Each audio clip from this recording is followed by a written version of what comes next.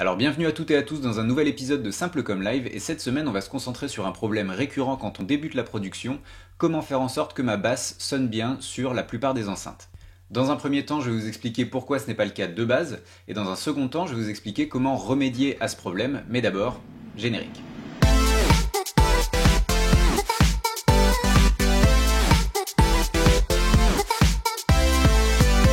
Bien souvent, quand on me pose la question comment faire pour que ma basse sonne bien sur la plupart des enceintes, en fait la vraie question qu'il faudrait se poser, c'est comment faire pour que ma sub sonne bien sur toutes les enceintes.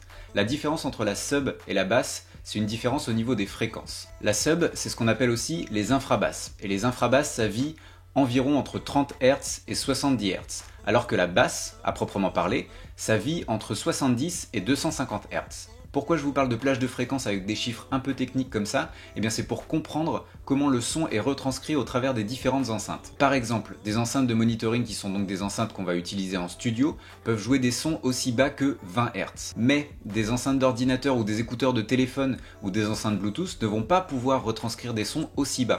Ce qui fait que fatalement, la sub qui est censée vivre entre 30 et 70 Hz, elle disparaît. Donc comment est-ce qu'on va faire pour faire en sorte qu'elle existe sur ces systèmes son qui ne sont pas censés pouvoir aller aussi bas? On va utiliser un processus qui s'appelle la saturation harmonique. La saturation harmonique, c'est un procédé qui va nous permettre d'introduire artificiellement de nouvelles fréquences à un son préexistant pour le rendre plus riche. Maintenant, il ne nous reste plus qu'à voir comment est-ce qu'on s'en sert, et je vous montre ça dans le tuto. Alors avant de commencer, je préfère vous prévenir, pour ceux qui n'ont pas un casque ou des enceintes qui gèrent bien les subs, vous risquez de ne pas entendre grand chose avant l'introduction de la saturation harmonique. Pour les autres, pas de problème, mais quelque part l'avantage ça va être de vous prouver que ça fonctionne, puisqu'au début du tuto vous n'entendrez rien, et à la fin vous êtes censé entendre la sub, donc ça vous prouvera bien que ça fonctionne. Alors dans ce tuto on va voir deux cas de figure, le premier où je vais me concentrer sur l'utilisation d'opérateurs, et le deuxième qui pourra vous servir si vous utilisez n'importe quel autre instrument virtuel ou sample audio. D'abord on va écouter à quoi ça ressemble sans saturation harmonique, donc une sub nue.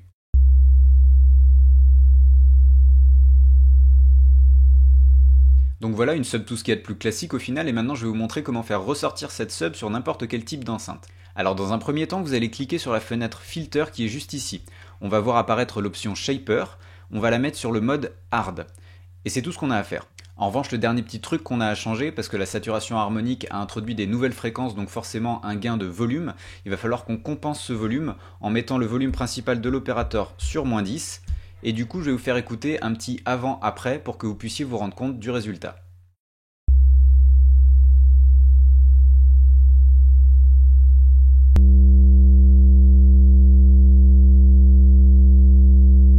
Donc voilà ce que ça donne. Normalement maintenant vous pouvez l'entendre sur tous les types d'enceintes. En revanche, si vous trouvez que l'effet est un peu trop prononcé, ce que je pourrais comprendre parce que c'est vrai qu'on perd un peu de la pureté de la sub, on peut venir gérer la puissance du drive de l'effet juste en dessous ici. Et on peut descendre jusqu'à -12, en sachant qu'à -12 dB on revient à l'état initial du son, donc vous n'allez plus l'entendre sur tous les types d'enceintes. Donc je vous conseille d'osciller entre -6 et 0, comme ça vous allez trouver vraiment le point qui vous convient le mieux pour adapter à votre production.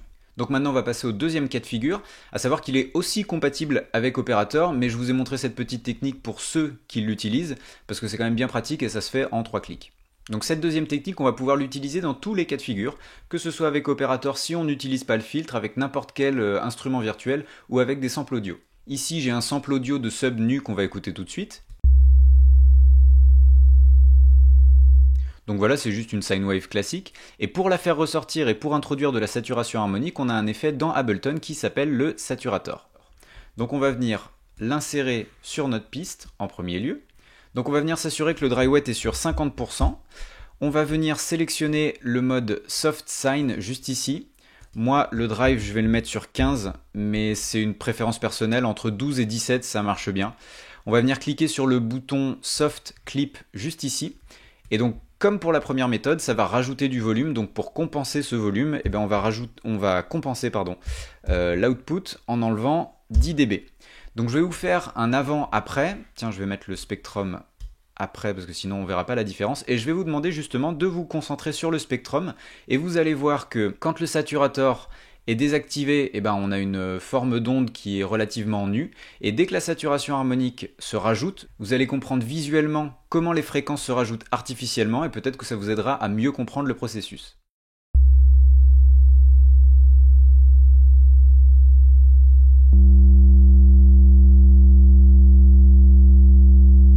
Donc voilà comment ça se passe, j'espère que mes explications vous auront permis de comprendre un petit peu mieux le processus de la saturation harmonique. Alors pour résumer les deux cas de figure.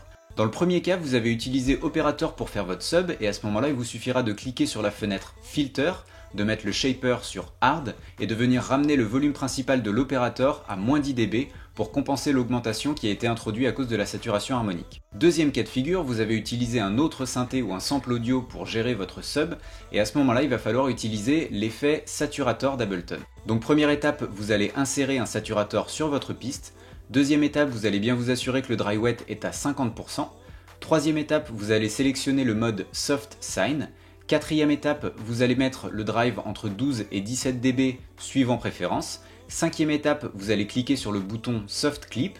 Et sixième étape, vous allez venir compenser le volume qui a été rajouté par la saturation harmonique en le mettant lui aussi sur moins 10 dB. Alors bien évidemment, ce que je vous montre là, ce n'est qu'une base de travail, un espèce de preset à partir duquel vous pourrez travailler pour adapter au mieux votre sub à votre production. Voilà qui conclut la vidéo de cette semaine. Comme d'habitude, j'espère que ça vous aura été utile, j'espère que ça vous aura plu. Si c'est le cas, n'hésitez pas à lâcher un pouce bleu si vous êtes sur YouTube ou un like si vous êtes sur Facebook. Si vous avez des questions, n'hésitez pas à les poser dans les commentaires. Si vous avez des envies par rapport à un futur sujet que vous avez envie que je traite, pareil, dans les commentaires. Pour ceux qui auraient envie de pousser un petit peu l'aventure et de prendre des cours particuliers avec moi ou de suivre l'une de mes formations, n'hésitez pas à venir faire un tour sur www.simplecomlive.fr. Pour ma part, il ne me reste plus qu'à vous souhaiter une bonne semaine et à vous dire au prochain épisode. Allez, ciao ciao!